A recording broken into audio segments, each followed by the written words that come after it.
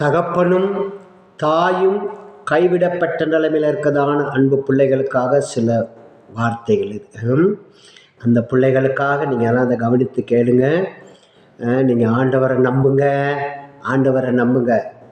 வேதம் சொல்லுகிறது, நீ நம்பு மனிதர் எல்லாம் உன்னை ஒரு நாள் கைவிட்டு போகலாம்.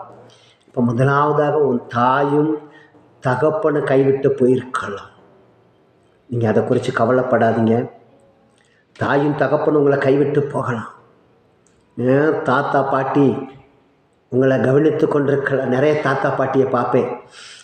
பிள்ளைகளை அப்படியே கரத்தை பிடிச்சி ஸ்கூலில் கொண்டு விட்டுட்டு வருவாங்க. திரும்ப பார்த்திங்கன்னா கொடையெல்லாம் எடுத்துகிட்டு போயிட்டு சாயந்தரம் மழையாக இருந்தாலும் காத்திருப்பாங்க. ஏன்னு கேட்டால் பேர பிள்ளையை கூட்டிகிட்டு வரணும், பேர மகனை கூட்டிகிட்டு வரணும் என்று சொல்லி நான் நிறைய இடத்துல அதை பார்ப்பது உண்டு. நான் கவனிப்பேன், எதாக இருந்தாலும் கவனிப்பேன். அப்போ அதில் பார்த்திங்கன்னா ரொம்ப கவனமாக அவங்க பிள்ளைகளை கேதர் பண்ணி வீட்டுக்கு கொண்டு வர்றது, திரும்ப கொண்டு போய் ஸ்கூலில் விடுறது, திரும்ப கேதர் பண்ண போகிறது, இதே அவங்களுக்கு ஒரு பொழப்பு. ஆனாலும் சோத்திரம், அவங்கள நீங்கள் என்ன செய்ய வேண்டும்னா அவங்களுக்காக ஜெபிக்க வேண்டும். அவங்கள இன்னும் அதிகமாக நம்ப வேண்டும்.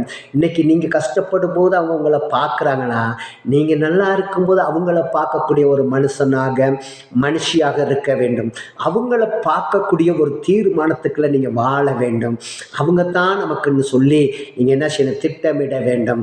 எனக்கெல்லாம் எப்படியெல்லாம் செஞ்சார்களோ அதே போல் நான் டபுள் மடங்கு அவங்கள நான் பார்ப்பேன் என்று சொல்லி பொருத்தனை பண்ணணும். ஒரு வேளை அப்படியெல்லாம் நீங்கள் வாழ்ந்து விட்டுட்டு அவங்கள கை விட்டுட்டு அவங்கள துக்கப்படுத்திட்டு நீங்கள் அடுத்த காரியம் செய்கிறீங்கன்னா அது நமக்கு என்னவா மாறிவிடும்.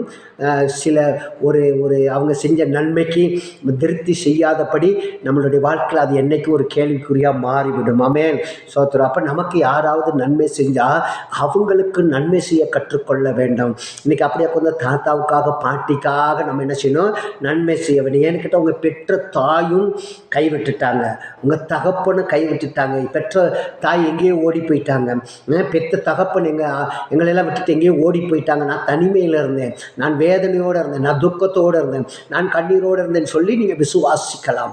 ஆனால் தேவன் உங்களுக்கு இருப்பாராக, பரிசுத்த ஆவியானவர் உங்களுக்கு இருப்பாராக.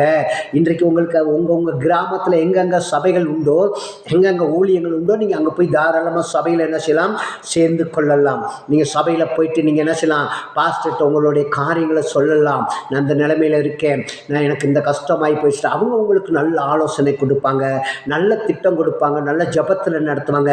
ஆவிக்குரிய பிள்ளையாக உங்களை மாற்றுவாராக. ஆமே, கண்களை மூடி ஜெபிப்போம். கர்த்தர் உங்களை ஆசீர்வதித்து ஆண்டவர் பொறுப்படுத்திக் கொள்ளுங்க. கிருபையா நடத்துங்க. இயேசுவின் நாமத்தில் ஜெபிக்கிற நல்ல பிதா.